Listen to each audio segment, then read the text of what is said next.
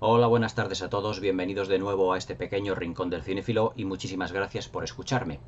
Vamos a continuar con el ciclo de las películas Hammer, que después de Frankenstein creó a la mujer. Vamos a variar un poquito de temática, aunque todavía el ciclo de las películas de Frankenstein no ha terminado. Todavía quedan algunas de bastante interés que comentar, pero nos vamos a cambiar de monstruos en este caso, aunque no es una película de monstruos lo que os voy a comentar esta noche, sino que es una película más enfocada al misterio, al suspense y a la intriga, pero dentro de la variable de las películas de la momia. En lo que se refiere a la temática de los monstruos, en esta película se puede decir que carece de monstruo, ya que no tenemos una momia propiamente dicha que vuelva de la tumba, ni muchísimo menos, sino que tenemos a una bella actriz llamada Valerie León, que fue además descubierta para los estudios Hammer por Michael Carreras, su productor, en uno de los anuncios que había por aquel entonces, rondando los años 70, 1969-1970, dentro de lo que son las cadenas de televisión en el Reino Unido. Michael Carreras pues se fijó en Valerie León porque por aquel entonces pues tenían las chicas Hammer pues unas determinadas características. Además de ser unas actrices que llenaban la gran pantalla, eran actrices que tenían, o mejor dicho, chicas o mujeres, que tenían pues un carisma especial y sobre todo también unas determinadas cualidades femeninas que las hacían muy idóneas para los productos que estaban más o menos de moda o que a partir de los años 70 se pondrían de moda, que serían siempre pues que las actrices enseñaran un poquito más de piel femenina. En ese sentido, pues la Hammer fue precursora de todo ello. Además que luego fue una moda que realmente se extendió a lo largo de todo el globo. Pero que la Hammer fue, ya os digo, pues pionera en todo ello. Después de que Valerie León fue descubierta para el film que os voy a comentar esta noche, la verdad es que el rodaje de esta película pues tuvo diversos inconvenientes y además que no fue fácil. Aunque vamos a ir desvelando cuál es el título de esta película y deciros que evidentemente el monstruo, que en realidad no lo hay, no hay como tal una momia cuyos vendajes o cuya putrefacción resuciten a la vida, por todo lo que conocemos de la parafernalias de la momia, y que es la cuarta película de las películas Hammer dedicada a esta temática y que por primera vez no hay monstruo, como os estoy diciendo, esta noche os voy a hablar de Sangre en la tumba de la momia del año 1971, dirigida por el palestino Seth Holt. Seth Holt era un director que hizo muy poquitas películas para la Hammer. Yo diría que esta pues podría ser pues directamente la tercera. Yo la tengo en DVD hace ya bastante tiempo, en una colección que salió con determinados títulos, aunque no todos ellos, debido a que los años 70, a principios ya de los años 70, los estudios Hammer ya empezaban a entrar en una pequeña decadencia, por así decirlo, aunque es una decadencia, digamos, tergiversada o inducida, ya que en 1970 o a partir de esta fecha se hicieron excelentes productos, como por ejemplo Las amantes del vampiro, como por ejemplo Drácula y las mellizas, como Las manos del destripador, como Sangre en la tumba de la momia, Frankenstein y el monstruo del infierno, pero dentro de toda la producción Hammer, en realidad no todas estaban ya a la altura de las que hizo la Hammer tanto a finales de los 50, en todas aquellas películas de Terence Fisher, con Christopher Lee, con Peter Cushing de protagonistas, y durante la década de los 60 ya enfocado al cine de terror y también al cine más de temática aventuresca y de corte de intriga y de misterio. Seth Holt hizo 3 películas para la Hammer. Una de ellas es realmente remarcable, que se llama A merced del odio, y además que fue considerada en su momento como una película muy hitchcockiana, es decir, que Seth Holt, si hubiera continuado con vida, debido a que una semana antes de terminar el rodaje de Sangre en la tumba de la momia falleció, este director, pues sinceramente si hubiera continuado realmente con con las películas dentro de lo que era los estudios Hammer, o incluso con películas más de suspense para otros estudios como la Micus, como la Tiburn, que eran las competidoras habituales de la Hammer, pues yo creo que hubiésemos tenido grandes productos en lo que a intriga y suspense se refiere dentro de la década de los años 70. Pero una semana antes falleció este director. Este director, al fallecer, fue sustituido por Michael Carreras, que era el productor, prácticamente el productor, el padre de la Hammer por aquel entonces, y lo que hizo fue pues como ocurrido pues hace pues pocos años con la Liga de la Justicia de Zack Snyder y de Joss Whedon. Es decir, que Michael Carreras se encargó de terminar la producción con una serie de planos y una serie de secuencias que en la película podemos discernir, o por lo menos que yo difiero, o yo sé distinguir, porque el estilo de Seth Holt, si yo veo, por ejemplo, una película como A Merced del Odio, que tiene una planificación, ya os digo, muy al estilo de Alfred Hitchcock, y el estilo de Michael Carreras eran totalmente distintos. O sea, Michael Carreras era un productor de la Hammer, era el productor estrella de la Hammer. Lo que ocurre es que como director no cuajó. Como director sus productos eran realmente bastante deficientes. Ya os comentaré algunas de las películas de Michael Carreras. Una de ellas se llama Mujeres Prehistóricas, que es una película pues para lucimiento de un montón de actrices rubias y morenas, únicamente pues para disfrute de voyeurs, por así decirlo. Aunque yo tengo que decir que esta película la tengo dentro de lo que es la colección de la Hammerfilm que hizo Manga Films hace ya por lo menos 15 o 16 años. Pero que el estilo de Michael Carreras era muy distinto al de Seth Holt, y la verdad es que se nota bastante en algunas secuencias de sangre en la tumba de la momia. Aún así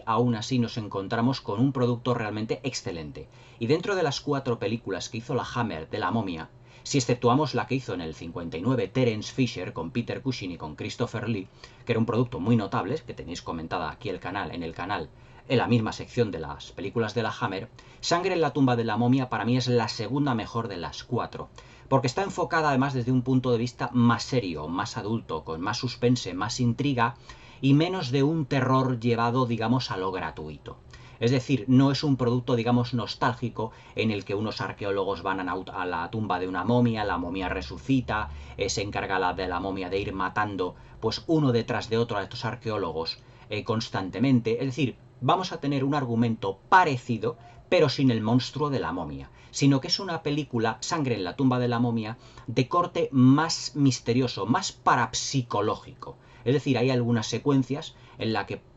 perfectamente se podría decir que el monstruo, se puede decir que es realmente una serie de fantasmas, de espectros o de almas. En este caso, el alma de la reina Tera, que es una reina de las tinieblas, que es encontrada en una tumba por una serie de arqueólogos. Es decir, que nos encontramos con una película muy similar en lo que a descubrimiento de tumbas se refiere, pero en el que no vamos a tener un monstruo con vendajes que vaya matando a diestro y siniestro estilo película gore o estilo película slasher, pues a todos los arqueólogos poco a poco, sino que será una especie como de maldición, pero de espectro, a través de otro personaje, el que se encargue muy hábilmente, con una serie de secuencias magníficas, todas ellas planificadas como si fuera de una manera muy independiente, de corte muy cinematográfico, pero como muy episódico, porque la Hammer a finales, no a finales de los 60, sino dentro de los 70, el estilo era algo televisivo, es decir, fueran como la planificación estaba hecha como si fueran capítulos de televisión, pero con una planificación evidentemente mucho más ambiciosa. Como protagonistas, en un principio íbamos a tener al arqueólogo que descubre la tumba de la reina Tera, a Peter Cushing. Lo que pasa es que la mujer de Peter Cushing estaba gravemente enferma y tuvo que abandonar el rodaje para cuidarla, pues prácticamente, digamos, a los pocos días de comenzar.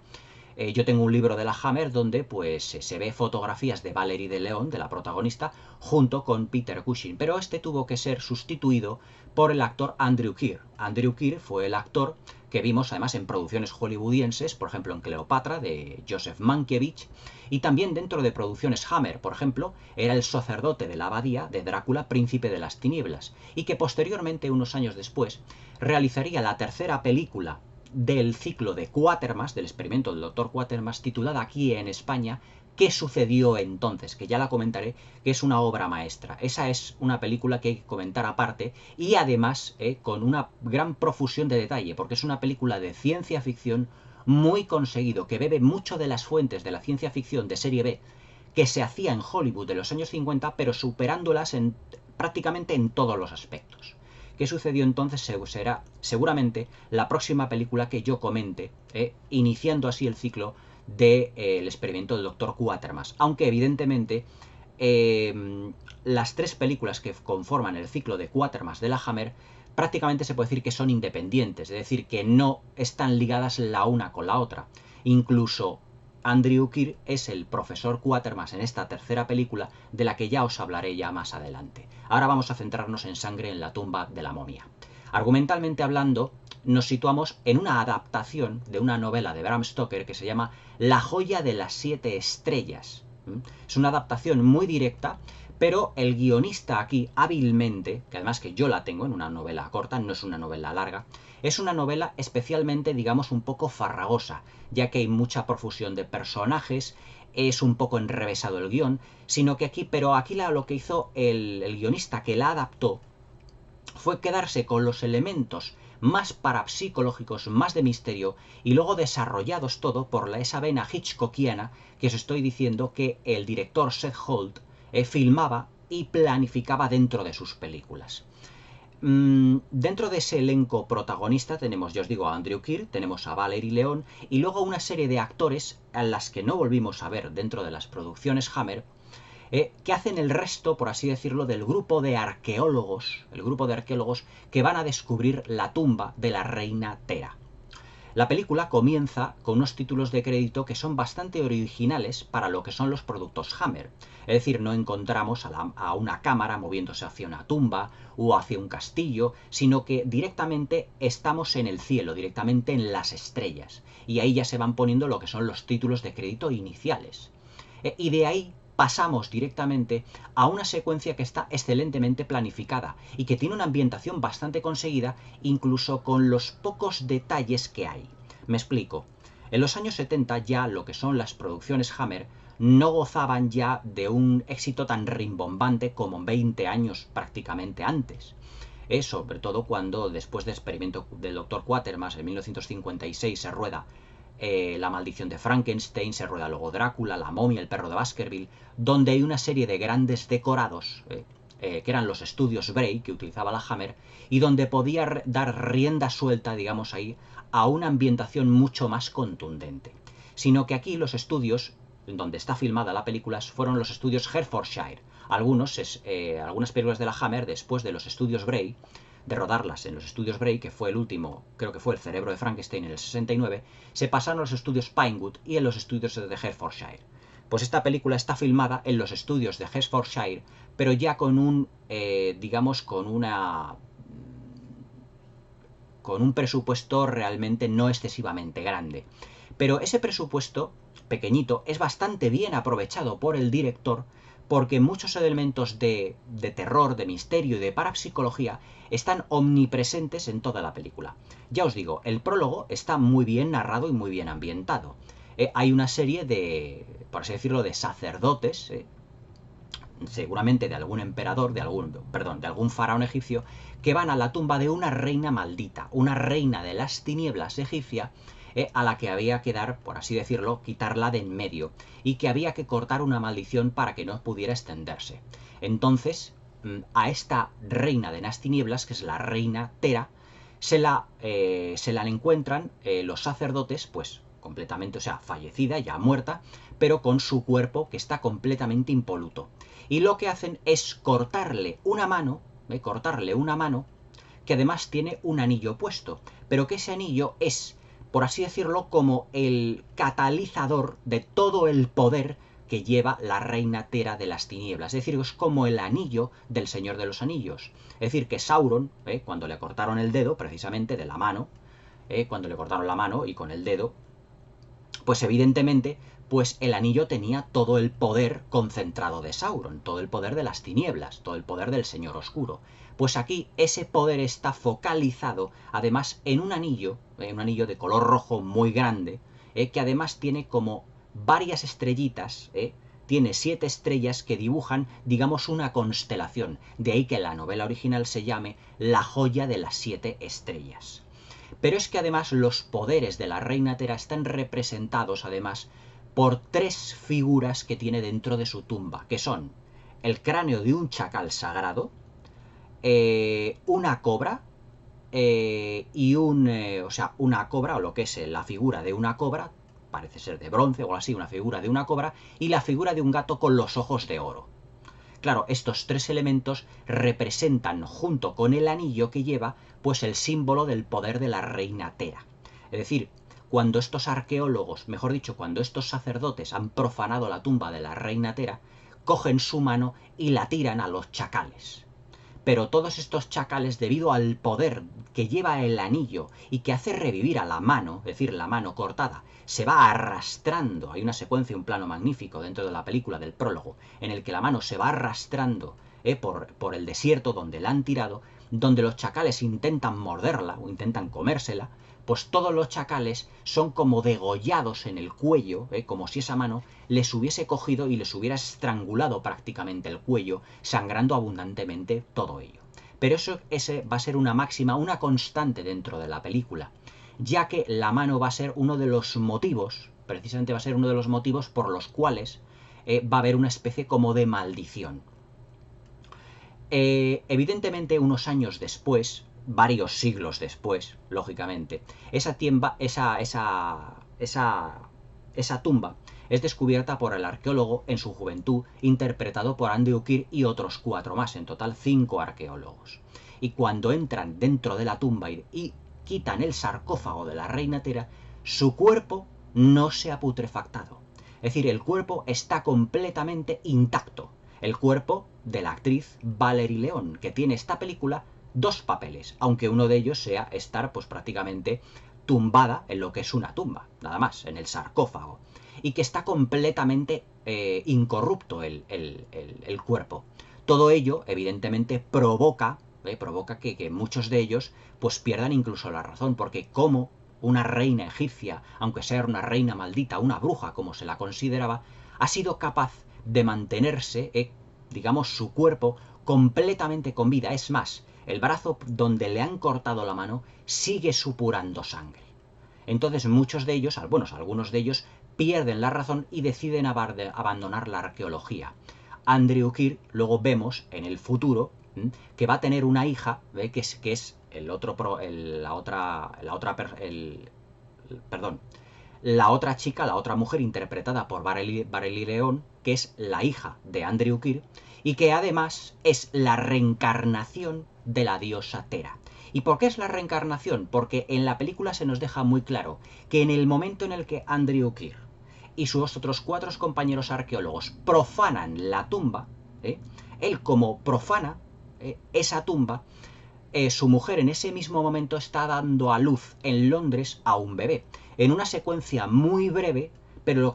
lo que nos hace es describir directamente que la reina Tera se va a reencarnar en la hija del arqueólogo jefe, en la hija de Andrew Keir, en la hija del profesor Fuck, o del profesor Fuchs, como lo llaman aquí. Esa hija, pues evidentemente tendrá el físico de la reina Tera, es decir, son exactamente iguales. De ahí que cuando la reina Tera vaya teniendo un cierto control, un cierto dominio sobre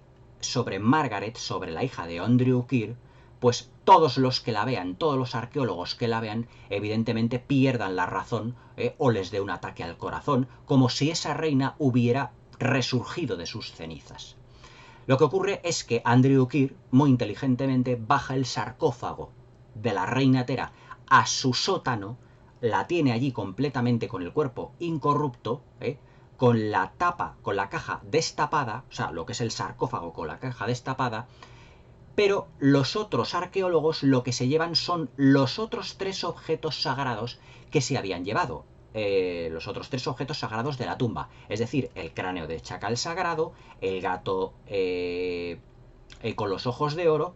y sobre todo la figura de la cobra, todos ellos. Lo que pasa es que, claro, lo van conservando porque era una reina maldita. Todo ello descrito y planificado de una manera bastante televisiva, pero totalmente eficiente. Porque si nos damos cuenta, el guión tiene una serie de flashbacks, es decir, la primera secuencia que vemos, que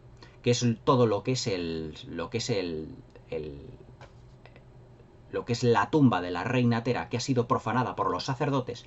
además es un sueño de Margaret. Es decir, lo que vemos primero es Margaret en la cama teniendo una pesadilla, pero esa pesadilla es la profanación de la reina Tera.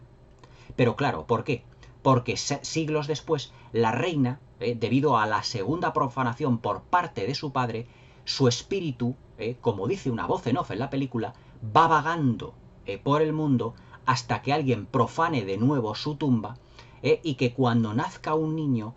ese niño o esa niña, el espíritu le posea a esa niña y espíritu esté dentro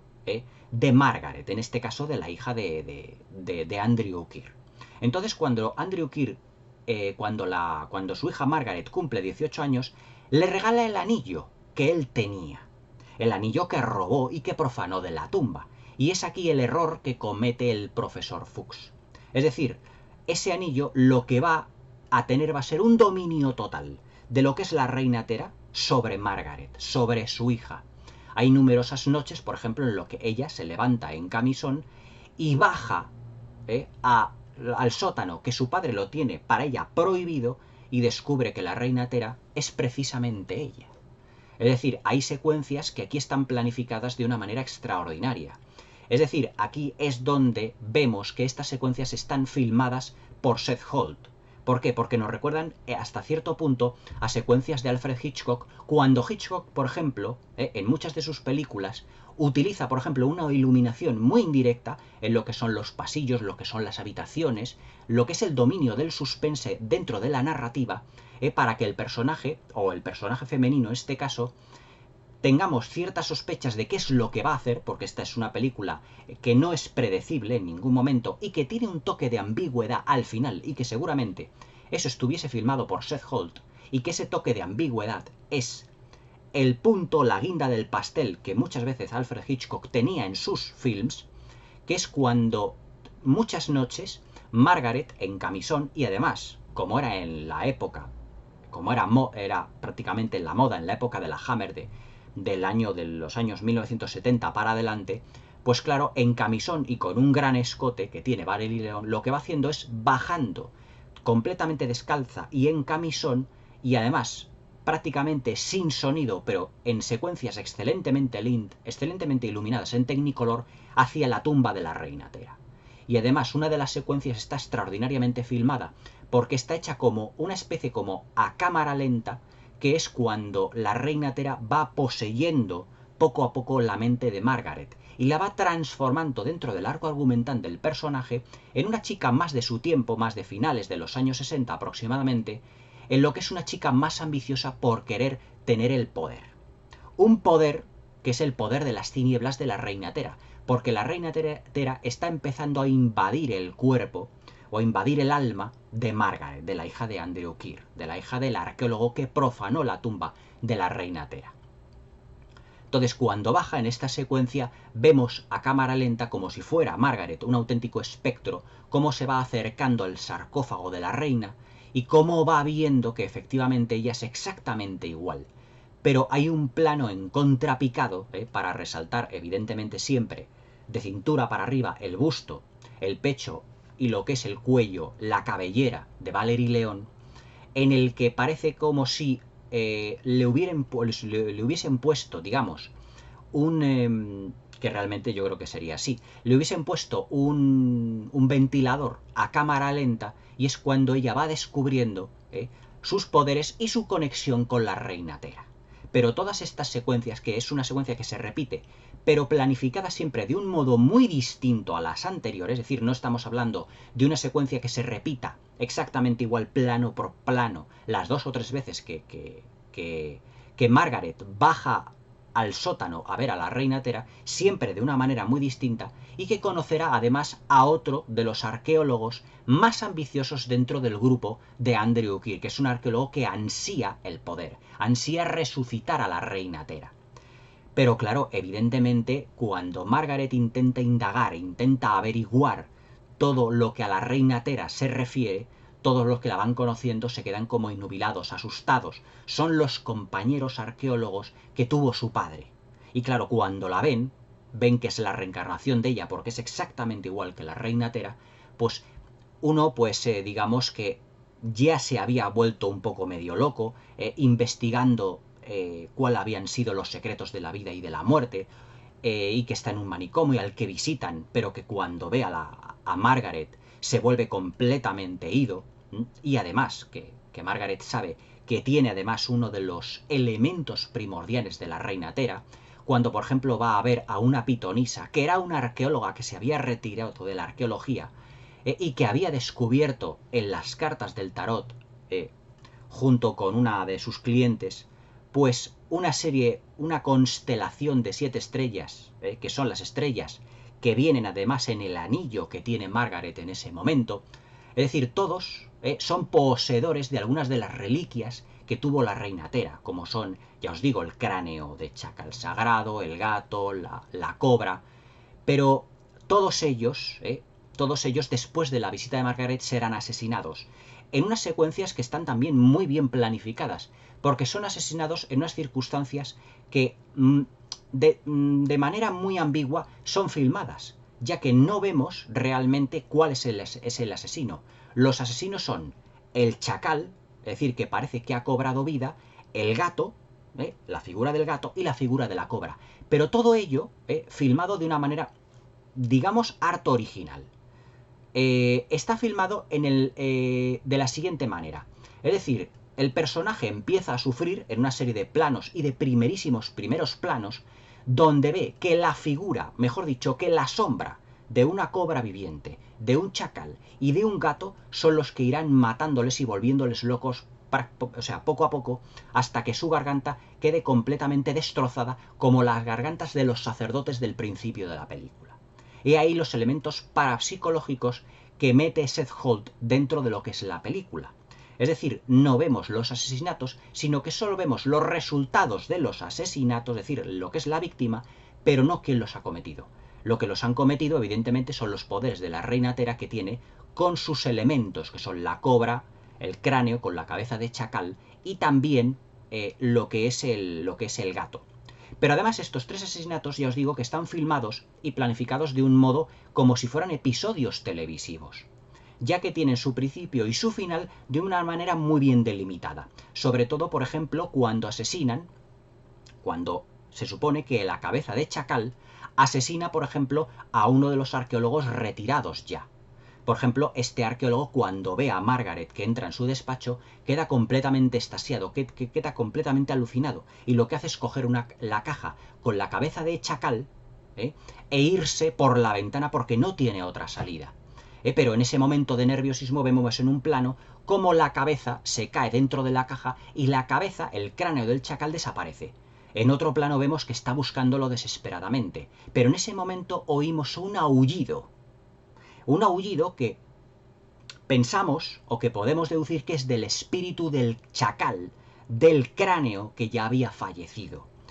Y cuando el novio de la chica, el novio de Margaret, que es amigo de ese arqueólogo, va y le encuentra, ya le ve que tiene prácticamente toda la garganta desgarrada, pero no deja de oír los aullidos del chacal. Es más, en otro plano, y es el plano que termina lo que es esa planificación tan episódica, vemos lo que es la sombra de un perro, la sombra de un chacal, que en mitad de un callejón de Londres, con la típica bruma, o sea, todo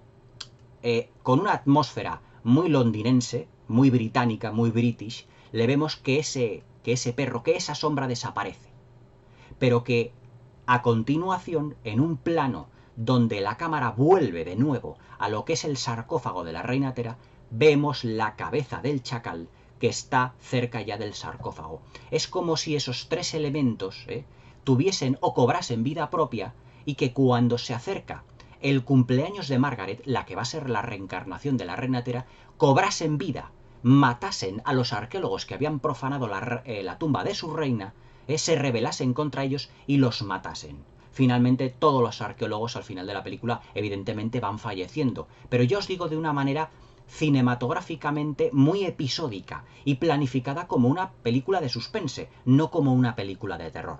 Porque vemos el resultado de los fenómenos parapsicológicos, es decir, el fallecimiento, la muerte del arqueólogo, pero no vemos el proceso de cómo muere.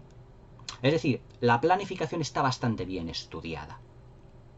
Evidentemente todo eso llevará a que Margaret al final, a que Valerie León, la actriz protagonista, pues tome conciencia de que ella puede hacerse con un gran poder. Pero su padre, que es el único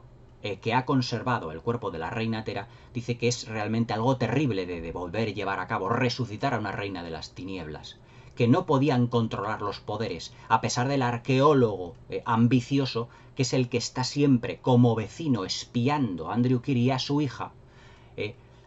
esperando el momento, a través de los años, esperando el momento en el que la hija cumpla 18 años, cumpla la mayoría de edad, para que la reencarnación pueda completarse al 100%. Sangre en la tumba de la momia es, ya os digo, es de las 4 películas que hizo la Hammer de la temática de la momia, la más notable, la mejor después de La momia de Terence Fisher, ya os digo, por muchísimos elementos. Primeramente porque no se ha tratado la película como una mera película de terror, sino como una película en la que no se tiene en cuenta elementos esencialmente terroríficos, sino de suspense. Es decir, está planificada como una película, ya os digo, de Alfred Hitchcock. Otro segundo punto a destacar es el uso del Technicolor y de la luz, también deudor de producciones británicas anteriores, también de la mano de Hitchcock. Es decir, como ya os digo, todos los paseos y todos los viajes que una Valerie León, una Margaret, prácticamente en estado como os diría yo, como de hipnosis, baja a lo que es el sótano que tiene prohibido su padre que entre allí y descubre a la reina Tera. Cómo está planificada la secuencia en lo que se refiere desde el punto de vista sensual y del punto de vista de iluminación. Es decir, en esta película se subrayan muchísimo lo que son las curvas de la actriz. Es decir, hay una secuencia en el que Valerie León tiene una conversación con el arqueólogo que quiere, el quinto arqueólogo que quiere resucitar a la reina Tera, en el que el arqueólogo se le enfoca en un primer plano, siempre hablando a Margaret desde un primer plano, pero a Margaret siempre se la enfoca de cintura para arriba y en contrapicado, es decir, desde la cámara posicionada desde abajo, para que haya más, digamos, un más ensalzamiento de su gran busto, de sus grandes senos. En ese sentido, pues la Hammer fue recatada en lo que a piel se mostró, pero lo que hizo Seth Holt fue muy inteligentemente coger la cámara, ponerla en contrapicado para resaltar la belleza o las bellezas de Valerie León en este sentido. Valerie León fue, que fue la, pues se puede decir que fue la primera película, pues con la que no digamos que saltó a la fama, porque luego no ha sido una actriz que ha tenido digamos un desarrollo dentro del mundo de la interpretación demasiado exhaustivo. Por ejemplo, la vimos en un papel de dominatrix en una de las películas de La Pantera Rosa dirigida por Blake Edwards. Aunque yo, pues, cuando la vi, yo digo, caray, ¿qué hace aquí una de las actrices de la Hammer? En realidad, pues, no venía a cuento un papel de dominatrix en una película de La Pantera Rosa, dentro de lo que era el absurdo. El humor del absurdo de las películas de La Pantera Rosa, protagonizada por Peter Sellers y dirigida por Blake Edwards. Y también hizo un breve papel de chica Bond. Creo que en la etapa, ya os lo comentaré cuando aparezca en la etapa de Roger Moore. Es decir, dentro más de los años 70.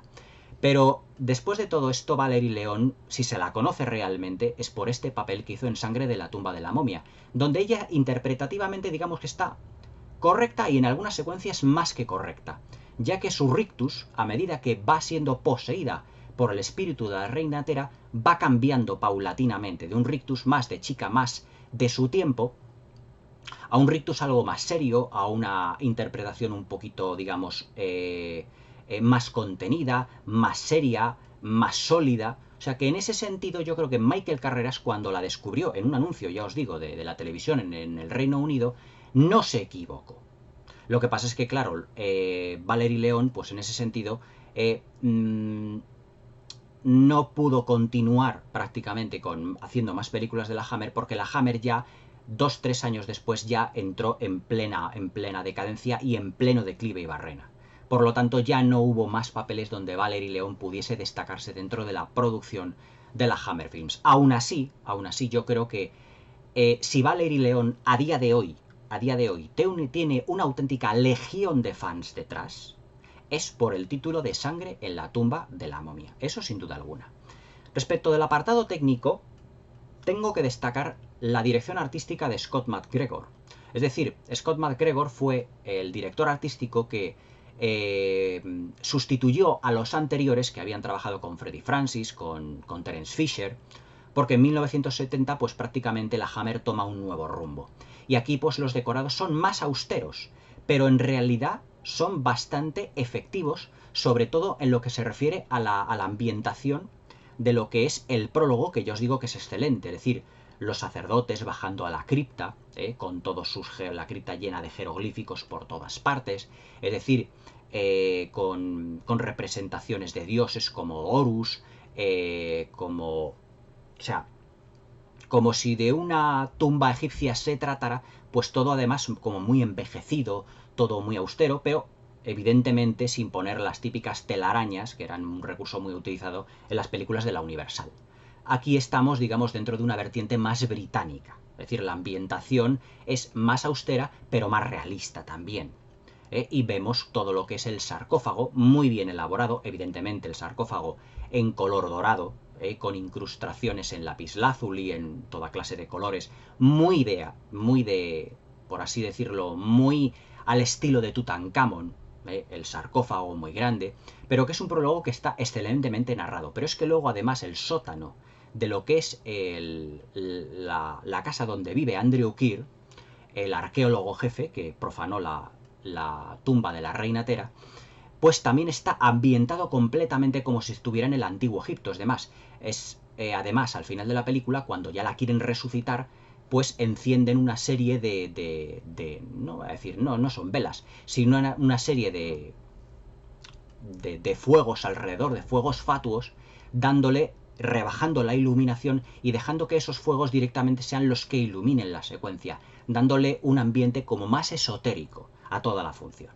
Para mí, Sangre en la tumba de la momia es de la última etapa de la Hammer una de las películas más notables, que evidentemente sin llegar a la excelencia de las películas de Terence Fisher, sí que supo sacar un provecho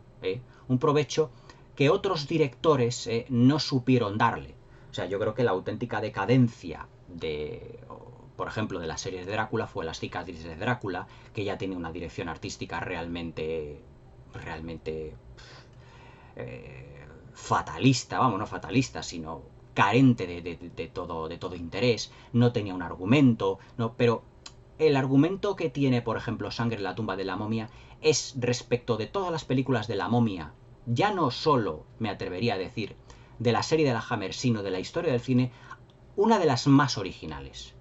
Ya no solo por el elemento de la reencarnación, sino cómo está tratada la reencarnación. La reencarnación a través de una serie de objetos solemnes que esa princesa o reina de las tinieblas tenía. Un anillo, la cabeza de un chacal, lo que era la estatua de un gato sagrado, la estatua o lo que es la figura de una cobra con los ojos dorados también, como el gato. Es decir, es la reencarnación a través de una serie de elementos. Os tengo que decir, como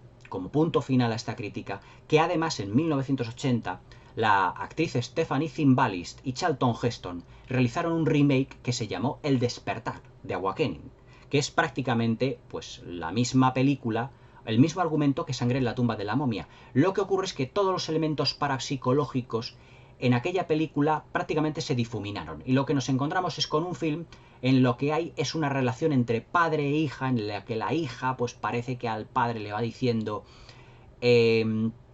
tú tuviste la culpa del fallecimiento de mi madre, etc. Está más focalizado en lo que es la relación de familia. Pero aquí lo que está enfocado, ya os digo, es menos en el terror y más en el suspense y en los elementos parapsicológicos de la película. Sobre todo las muertes, las muertes y los asesinatos de todos los arqueólogos, cómo están planificados a base de sombras. Todos estamos hartos de oír, por ejemplo, que muchas de las apariciones parapsicológicas de fantasmas, de espectros, se muestran a base de sombras, a base de ruidos, a base de psicofonías. Pues aquí es precisamente lo que se muestra, a base de sonidos, a base de sombras, a base de movimientos de cámara que lo que hacen es intuir la presencia de una serie de espectros, de una serie de entidades que lo que van a hacer va a ser atacar a los arqueólogos. No que venga la típica momia resucitada con las vendas destrozadas y mate directamente a la víctima. O al arqueólogo de turno, sino que aquí los arqueólogos serán asesinados, digamos, por elementos parapsicológicos o, digamos, por espectros, como por ejemplo la secuencia en la que es asesinado el más mayor de todos los arqueólogos, que está en en el psiquiátrico. Él está trabajando, tiene lo que es la cobra, la figura de la cobra dentro de un armario, pero de repente, cuando él está en la cama echado, la ventana se abre de golpe, como si fuera la entrada, simbolizara la entrada de un fantasma, y claro, ese aire frío que le asusta por completo, lleva consigo como risas, como cánticos, como elementos como psicofónicos, que lo que hacen es que él empiece a gritar. Y luego está una serie de planos donde está lo que es la sombra de la cobra que va avanzando hacia su víctima. Es decir, todo eso lo que le da el toque de originalidad a la película Sangre en la tumba de la momia. Para mí, una de las mejores películas de Hammer ya dentro de su etapa de a partir de los años 70. Esta es de 1971. La verdad es que no sé si Peter Cushing con su interpretación hubiese mejorado a Andrew Keir. Andrew Keir, la verdad es que está bastante efectivo en este film. Pero si hubiésemos tenido a Peter Cushing, yo creo que la película hubiera subido más enteros. Aún así, os dejo con esta película que la verdad es, dentro del episodio, dentro del ciclo Hammer, dentro de los años 70, una de las más notables que se realizaron a partir de aquella fecha, y de ahí hasta prácticamente la muerte de la productora como tal. Sangre en la tumba de la momia es una película que, si os gusta la temática de la egiptología, las maldiciones, el misterio, lo parapsicológico, y con un punto de planificación y de estilo a las formas de Alfred Hitchcock, seguramente os interesará. Sangre en la tumba de la momia. Espero que la disfrutéis y feliz velada.